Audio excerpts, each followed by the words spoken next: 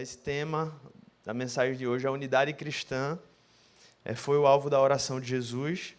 Não sei se você sabia, mas Jesus orou por nós. Houve uma das orações que Jesus, há 2000 anos, colocou a minha, a sua vida e a igreja de Jesus. Se encontra lá em João capítulo 17, e a gente vai ler um trecho dessa oração. Não vou ler o versículo todo, não daria tempo, mas eu vou ler 3 versículos dessa oração, onde ele diz assim: minha oração não é apenas por eles, rogo também por aqueles que crerão em mim, por meio da mensagem deles, para que todos sejam um, Pai, como tu estás em mim e eu em ti, que eles também estejam em nós, para que o mundo creia que tu me enviaste. Dê-lhes a glória que me deste, para que eles sejam um, assim como nós somos um, eu neles e tu em mim, que eles sejam levados à plena unidade, para que o mundo saiba que tu me enviaste e os amaste como igualmente me amaste. Vamos orar? Senhor Deus e Pai, tua palavra por meio do teu Espírito Santo, Senhor, se manifeste poderosamente em nossas vidas nessa manhã, traga edificação, salvação, consolo, encorajamento e que tua vontade seja cumprida em nós, Pai. É o que te oramos, em nome de Jesus. Amém. Queria fazer uma pergunta aqui para você. Você já chegou em algum lugar que você percebeu que as pessoas estavam falando de você? Ou em alguma conversa? A gente tem uma tendência de ficar curioso, né? Deixa eu tentar entender o que é que estão falando aqui. Eu lembro que isso acontecia muito comigo quando eu era criança, né? Normalmente os adultos tendem a falar das crianças como se elas não entendessem, né? E falam e acham que a criança não está entendendo, a criança entende tudo. E eu ficava lá prestando atenção, né, para ver o que é que estavam falando de mim. E sempre a gente tem esse tipo de curiosidade, né? E o fato é que essa oração é um pouco disso, é a gente dar um pouco de uma espiada no que Jesus falou e orou sobre nós há 2000 anos atrás. Essa é a oração conhecida como a oração sacerdotal de Jesus, versículos 1 a 5, que a gente não vai ler nem vai expor. Ele ora por si mesmo, no cumprimento da sua missão. Versículos 6 a 19, ele ora pelos seus primeiros discípulos, pelos apóstolos. E dos versículos 20 em diante, ele ora pela igreja que viria, que seria formada pelo povo de Deus, que seria alcançado por meio da mensagem apostólica. E aí eu vou começar aqui pelo versículo 20. Ele começa dizendo assim: minha oração não é apenas por eles. E aí é que a gente precisa explicar. Jesus está dizendo que ele não ora somente por eles, quem? Pelos apóstolos, porque ele já estava orando por eles. Ele não ora somente pelos seus atuais discípulos no momento em que ele estava orando. Ele ora também pelos seus futuros discípulos, os que iriam crer um dia, ou seja, nós fazemos parte dessa oração. Jesus está orando por nós, está orando pela sua igreja, está orando por mim e por você. E saber que Jesus reservou um tempo para orar por nós e que orou especificamente por algo em relação a nós, deveria nos fazer parar para refletir na importância dessa oração. O tema está tão presente, o tema dessa mensagem está tão presente nesses versículos que a gente leu, que a gente pode perceber aqui que se repete 3 vezes Jesus falando. Versículo 21 ele diz: para que todos sejam um. Versículo 22 ele fala de novo: para que todos sejam um. E no versículo 23 ele fala que eles sejam levados à plena unidade. Então, eu queria começar aqui dividindo essa oração. Eu vejo 3 divisões aqui nela. Primeiro, 3 unidades pela qual Jesus ora. Primeira unidade é a unidade apostólica da igreja. Vou explicar para vocês. Olha o que ele fala logo depois que ele termina esse trecho que a gente começou falando. Ele diz assim: rogo também por aqueles que crerão em mim. Então, eles são os apóstolos, os discípulos daquela época, e aqueles somos nós, a igreja que viria a ser formada. Por aqueles que crerão em mim por meio da mensagem deles, ou seja, por meio da mensagem apostólica. Então, e aí ele diz assim: para que todos sejam um, Pai, como tu estás em mim e eu em ti. O que Jesus está pedindo aqui, em primeiro lugar, irmãos, a primeira unidade sobre a qual ele está falando é a unidade para que os seus discípulos do futuro, nós, não percam a unidade com os discípulos primeiros, com os apóstolos. Quando Jesus pede para que todos sejam um, ele junta estes com aqueles em um único processo histórico, ligando-os como um só corpo. John Stott falou que a oração de Jesus foi antes e acima de tudo para que houvesse uma continuidade histórica entre os apóstolos e a igreja pós-apostólica, para que a fé da igreja não viesse a mudar com o passar dos anos, mas permanecesse reconhecível do mesmo jeito e que a igreja em cada geração pudesse merecer a alcunha de apostólica em virtude de sua lealdade à mensagem e missão dos apóstolos. Aí você pode estar se perguntando por que isso é tão importante. Por que é tão importante entender isso? É simples, irmãos. E a gente tem que se comunicar aqui com a câmera e com você, né? Está aprendendo isso. Porque o fundamento da igreja cristã é o ensino apostólico, que tem como base a pessoa e a obra de Jesus. Jesus viveu a vida perfeita, Jesus morreu e Jesus verdadeiramente ressuscitou, pregou a mensagem do reino, mas ele deixou com os apóstolos a missão de fundar as bases da fé cristã. Tanto é que foram eles quem escreveram os livros que a gente lê na palavra de Deus. Não foi o Senhor Jesus que escreveu, apesar de ter sido o Espírito que os inspirou. E tem dois textos que testemunham muito claramente isso. O próprio texto, tão conhecido de Atos 2,42, ele começa falando que eles se dedicavam ao ensino de quê? Mais alto, gente. Tanto tempo sem ouvir ninguém. Ao ensino dos apóstolos. Então a igreja tinha essa consciência de que os apóstolos eram o grupo chamado por Jesus para fundar as bases da igreja que ele mesmo inaugurou. Efésios 2, versículos 19 e 20 também fala: portanto, vocês já não são estrangeiros nem forasteiros, mas concidadãos dos santos e membros da família de Deus, edificados sobre o fundamento de quê? Dos apóstolos e dos profetas, como a continuidade histórica entre Israel e a igreja, tendo Jesus como pedra angular, Jesus sendo a base da mensagem dos apóstolos. Isso é importante, irmãos, porque quando a gente fala de unidade, o primeiro pensamento que algumas pessoas têm é uma imagem com todo mundo de mão dada, cirandando ao redor de uma árvore, né? Uma imagem bonita até, assim, mas a unidade cristã é algo maior do que isso. A unidade cristã, em primeiro lugar, tem critérios. A gente só pode desejar a unidade espiritual da igreja com quem partilha de fundamentos centrais da fé bíblica, ou seja, da fé apostólica. Sem unidade no ensino apostólico não pode haver unidade cristã. Não é porque eu estou dizendo, é porque a Bíblia fala. Um cristão não pode ter unidade espiritual com alguém que não crê, por exemplo, na Trindade, com alguém que não crê que Jesus verdadeiramente morreu e verdadeiramente ressuscitou, ou que Jesus é o único, alguém que não crê que Jesus é o único mediador entre Deus e os homens e coloca outros mediadores nesse caminho. Por isso a gente precisa e a gente faz questão de relembrar todos os domingos o credo apostólico, que é o fundamento daquilo que nós cremos como igreja, como povo de Deus, como igreja histórica de Jesus Cristo. E todos os movimentos heréticos e seitas surgiram em alguma medida porque abriram mão de algum desses fundamentos no seu caminho, na sua caminhada. E antes que alguém me entenda mal, eu não estou dizendo que isso significa que a gente não deve se relacionar com pessoas que não partilham da nossa fé, ou que a gente deve, ou pior, tratar mal as pessoas que não creem no que a gente acredita. Pelo contrário, isso seria completamente antibíblico e anticristão. O cristão é chamado a amar o próximo, até dar sua vida pelo seu inimigo, amar o seu inimigo. No entanto, quando se trata daquilo que ele crê, isso é um fundamento inegociável. O que eu estou dizendo, então, é que a unidade é a ligação espiritual verdadeira e profunda que só ocorre para quem partilha dos mesmos fundamentos da fé cristã. Isso porque só há verdadeira unidade espiritual entre quem faz parte do corpo de Cristo e só faz parte do corpo de Cristo quem foi regenerado e habitado pelo Espírito Santo de Deus. Efésios 4, versículo 4 fala: há um só corpo e um só Espírito. E isso nos leva ao nosso segundo ponto, desses 3 pontos iniciais, da unidade de Jesus.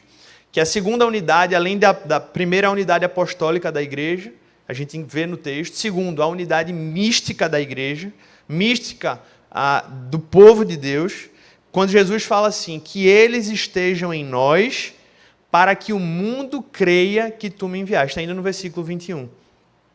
O termo místico soa como negativo para algumas pessoas, não é verdade? Isso é muito místico e tal. Só que a verdade é que não deveria ser assim. A gente perverteu a ideia disso na nossa cultura. Místico é algo que não é natural, é algo sobrenatural ou espiritual. E o cristão crê no mundo espiritual. Uma outra coisa é o misticismo. A gente poderia falar aqui, mas não é o caso, que aí é um problema. Mas a mística cristã faz parte da verdade da palavra de Deus. A união mística com Deus, da igreja, é o fato de que nós somos habitados espiritualmente por Deus. Deus habita em nós por meio da pessoa do Espírito Santo. Isso é uma verdade espiritual profunda, real, que deveria ser tangível e perceptível pelas outras pessoas. Então, essa é a segunda unidade que o Senhor Jesus fala aqui, que eles estejam em nós. Porque quando alguém se converte a Jesus, irmãos, há uma transformação espiritual imediata, há uma regeneração do coração e aquela pessoa passa a ser habitada pelo Espírito Santo, que é Deus. E o povo de Deus tem como marca ser habitado espiritualmente por Deus por meio da união com Cristo através da pessoa do Espírito Santo. Ou seja, de algum modo, toda a Trindade está envolvida nisso. João Calvino disse que para que Jesus nos transfira os benefícios que ele recebeu do Pai, é necessário que ele se faça nosso e habite em nós. Ou seja, além de haver uma unidade doutrinária, né, da fé apostólica entre o povo de Deus, o povo de Deus está unido espiritualmente por meio do Espírito Santo, que habita em nós e nos conecta de um modo sobrenatural. Não há verdadeira unidade no Espírito sem unidade doutrinária apostólica, mas também não há verdadeira unidade apostólica sem a vida no Espírito. São coisas completamente indissociáveis. É por isso que Jesus fala ainda, agora já no versículo 22, ele continua dizendo: "Dei-lhes a glória que me deste, para que eles sejam um, assim como nós somos um. Eu neles e tu em mim."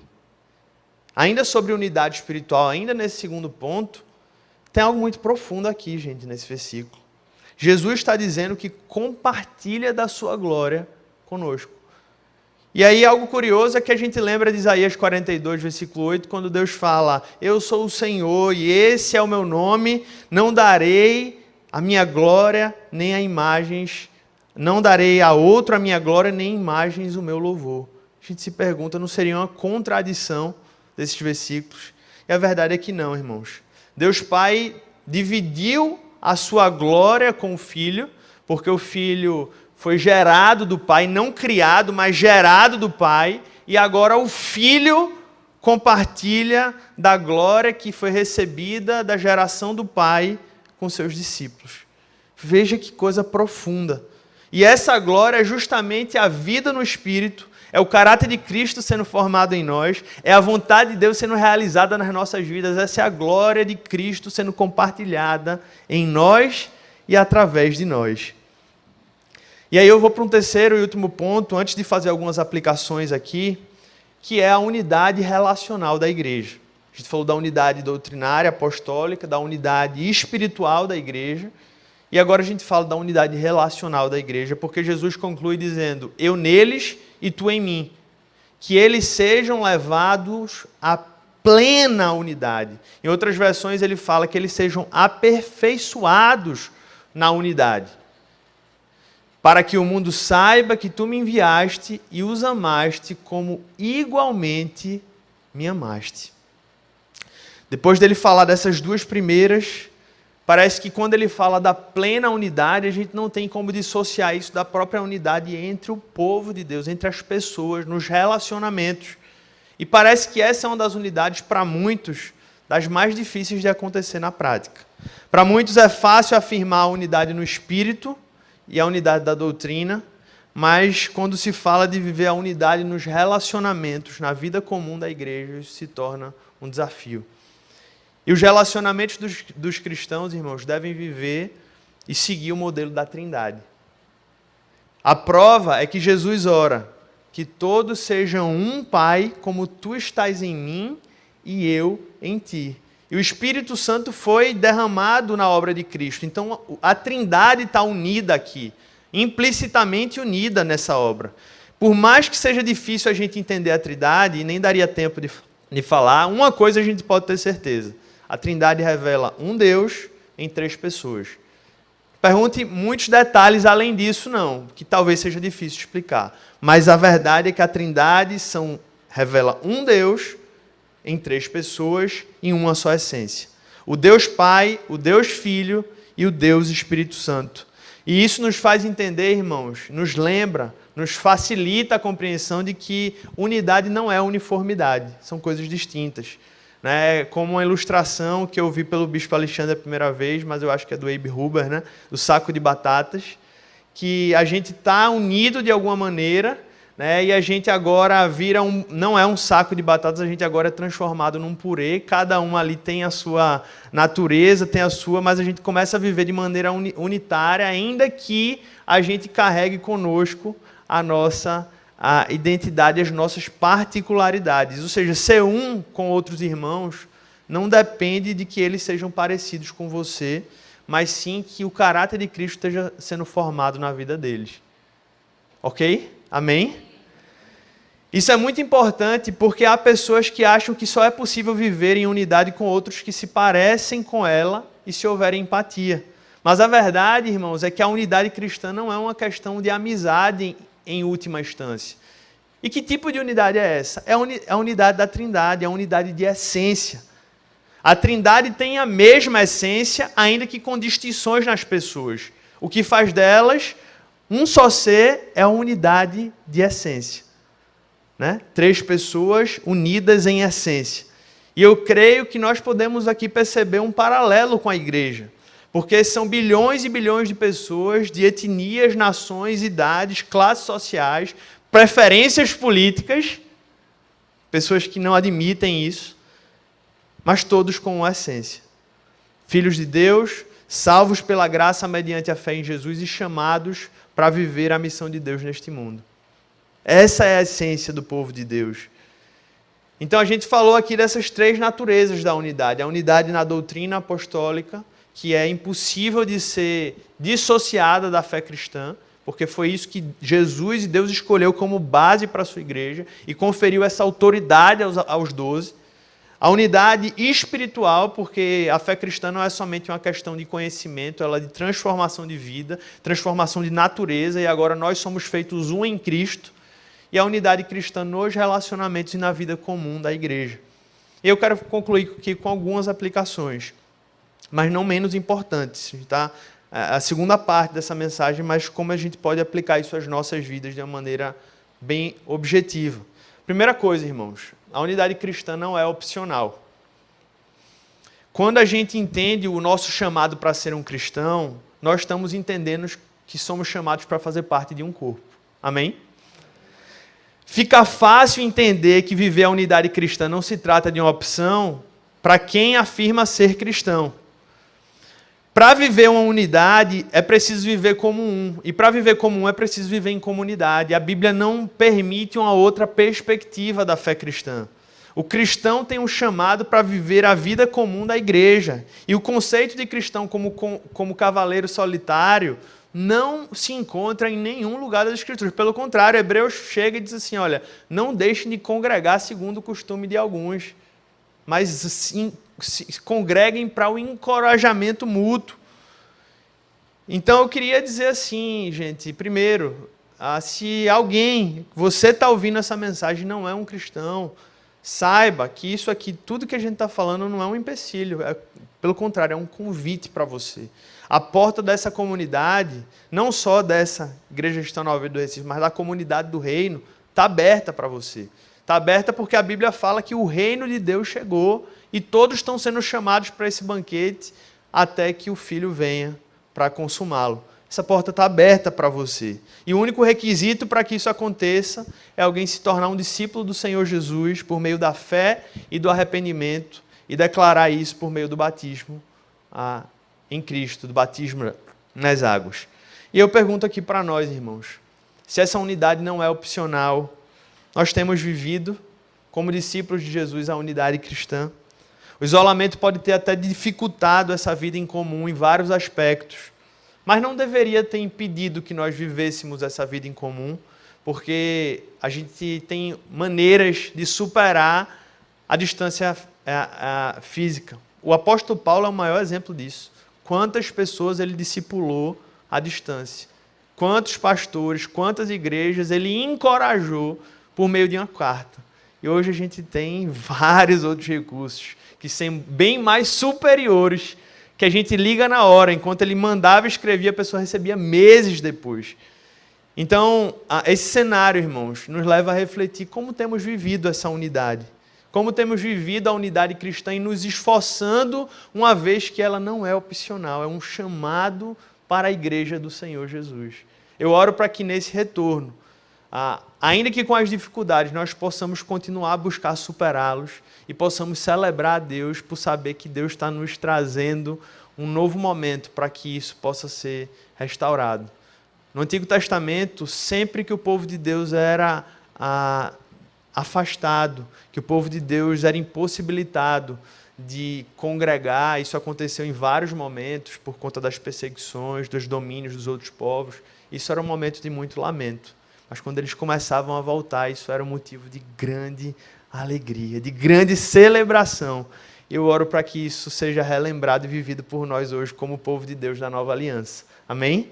Segunda aplicação, irmãos, é que a unidade cristã, e tem a ver com tudo isso que eu estou falando aqui agora, com esse primeiro ponto, é que a unidade cristã demanda esforço e demanda dedicação.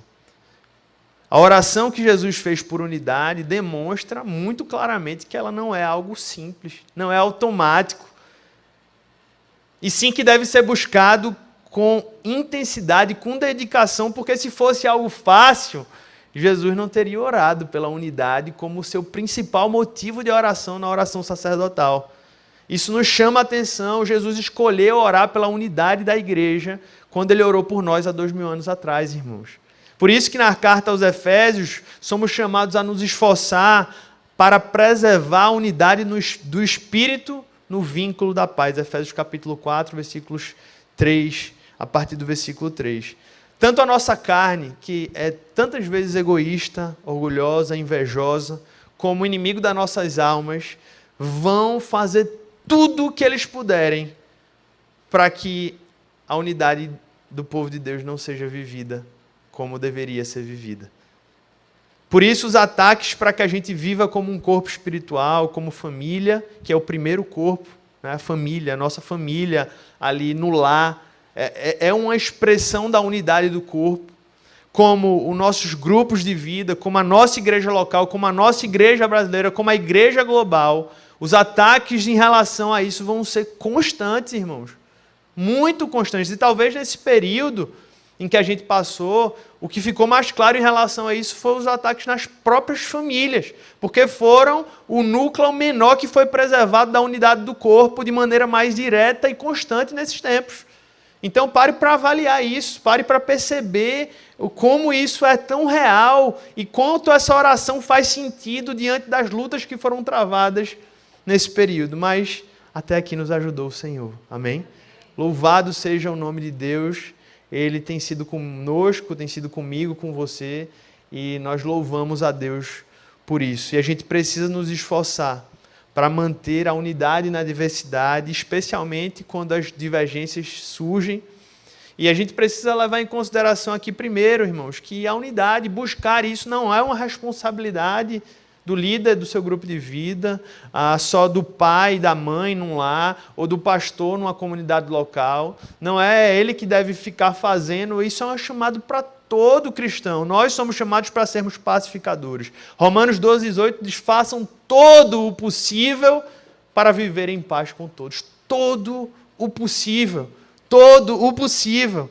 E qual é o limite da unidade? Não no aspecto das brigas, mas no aspecto da comunhão espiritual. Foi aquilo que eu já falei.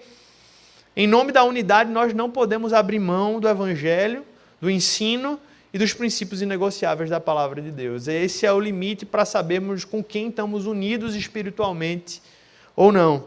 Se em nossas relações cristãs estamos em desunião e produzindo divisões, irmãos, nós estamos... E eu começo falando, lembrando que especialmente isso começa na nossa casa.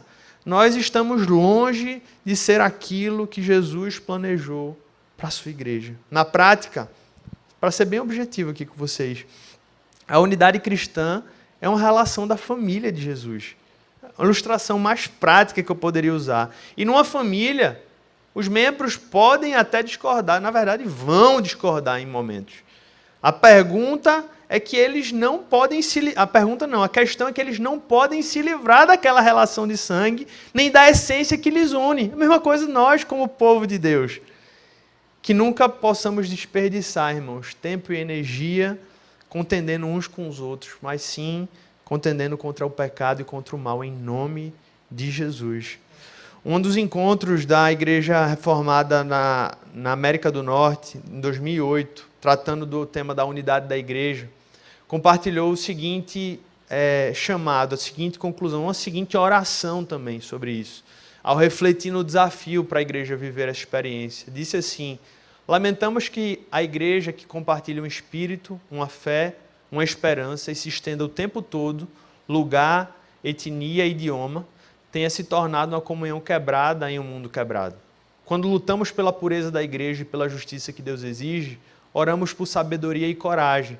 Quando o nosso orgulho ou cegueira dificulta a unidade da casa de Deus, buscamos perdão. Ficamos maravilhados por o Senhor reunir os pedaços quebrados para realizar sua obra e que ainda nos abençoa com alegria, novos membros e surpreendentes evidências de unidade. Essa é a graça do Senhor. Apesar de nós, Ele continua realizando, reunindo esses pedaços e revelando a unidade pela qual Ele orou há 2000 anos atrás por nós. E eles concluem dizendo assim: comprometemo-nos a buscar e expressar a unidade de todos os que seguem Jesus. Você também deseja viver isso? Você pode repetir comigo esse último? Comprometemo-nos a buscar e expressar a unidade de todos os que seguem Jesus. Terceira aplicação é que sem unidade cristã não há crescimento espiritual saudável, irmãos. Esqueça. Só se pode viver a comunhão bíblica ideal quando se vive em unidade com o corpo de Cristo. Isso é claro na Bíblia. E assim como em uma família disfuncional, ou a falta de uma família impede o crescimento e o desenvolvimento saudável de uma criança e de um adolescente, a falta ou a deficiência da unidade da comunhão cristã inevitavelmente vai prejudicar o crescimento espiritual das pessoas. A fé cristã é uma fé comunitária, então o crescimento espiritual envolve necessariamente o outro. O pronome recíproco uns aos outros na Bíblia é repetido dezenas de vezes, especialmente nas cartas do Novo Testamento. O que revela a importância da unidade da comunhão para que a igreja possa ser igreja. Eu vou citar alguns exemplos aqui, por conta do tempo, eu nem vou poder falar todos. E eu vou passar, nem tem esses versículos aí, eu vou passar aqui, eu peço que vocês prestem atenção. Dediquem-se uns aos outros, Romanos 12, 10. Acolham uns aos outros, Romanos 15, 7. Sirvam uns aos outros mediante o amor, Gálatas 5,13. Levem os fardos pesados uns dos outros, Gálatas 6, versículo 2. Aconselhem-se e edifiquem-se uns aos outros, 1 Tessalonicenses 5,11. Vivam em paz uns com os outros, 1 Tessalonicenses 5,15. Sejam pacientes, suportando uns aos outros com amor, Efésios 4, versículo 2. Sejam bondosos e compassivos uns para com os outros, Efésios 4, versículo 32. Cuidemos de nos animar uns aos outros no amor e nas boas obras, Hebreus 10, versículos 23. Confessem os seus pecados uns aos outros e orem uns pelos outros, Tiago 5,16. Sejam mutuamente hospitaleiros, 1 Pedro, capítulo 4, versículo 9. Você quer crescer espiritualmente? Viva intencionalmente. E essa palavra muda tudo também. É uma decisão, é uma escolha, é um investimento, é uma dedicação. Viva intencionalmente em unidade e comunhão com outros cristãos verdadeiros, apesar dos desafios que isso pode trazer para as nossas vidas. E eu concluo a última aplicação, que a unidade cristã, talvez esse seja um dos pontos mais claros nesse texto, não é sobre autossatisfação. A unidade cristã é sobre missão.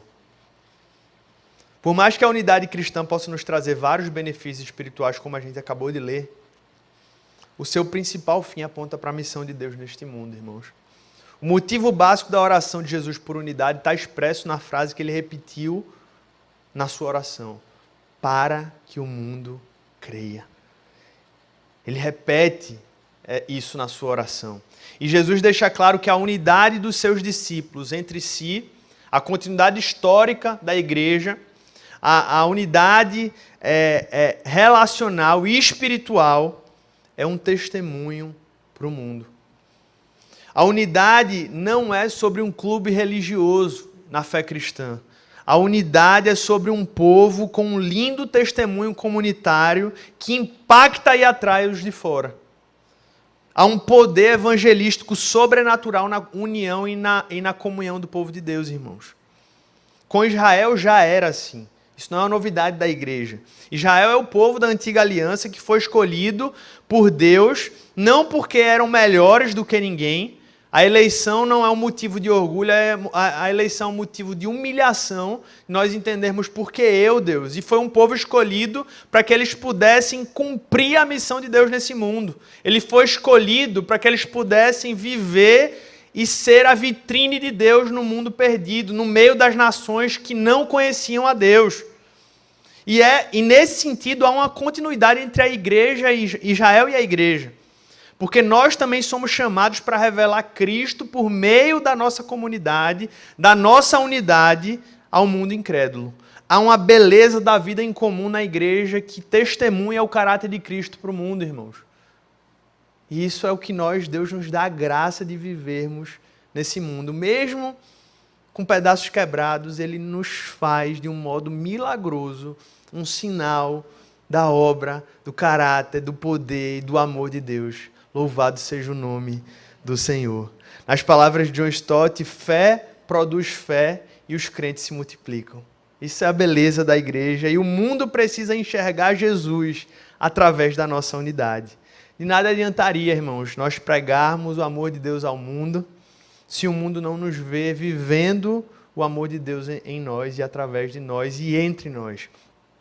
A falta da unidade da igreja, inclusive, é uma barreira para que o mundo crê em Cristo.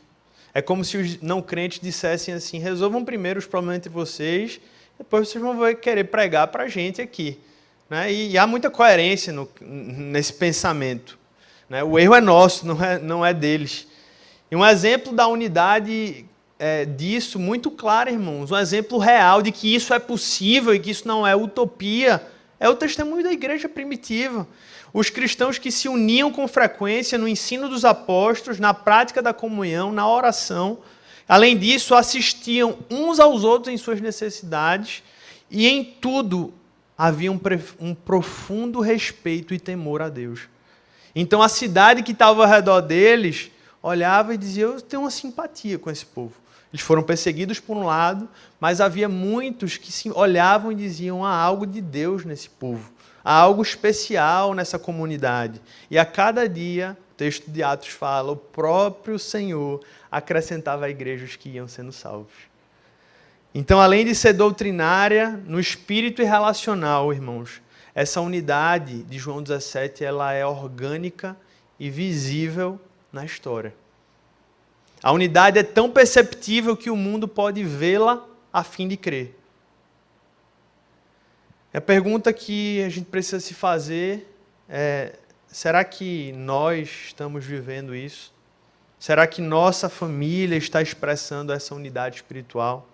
Será que o nosso grupo de vida está expressando essa unidade espiritual que não é voltada para si, mas é voltada para o testemunho do amor de Deus ao mundo? Será que a nossa igreja, a Igreja da Nova Vida do Recife, está expressando essa unidade espiritual como deveria? Será que a igreja brasileira está expressando essa unidade conforme Jesus orou para que nós a vivêssemos? E, especialmente, sempre voltando a lembrar que isso não é só sobre nós, mas é sobre a obra de Deus de salvação e restauração nesse mundo caído e perdido que deseja ansiosamente viver uma comunidade que reflita verdadeiramente o que Deus pode e deseja fazer na sua obra por meio das nossas vidas e em nossas vidas.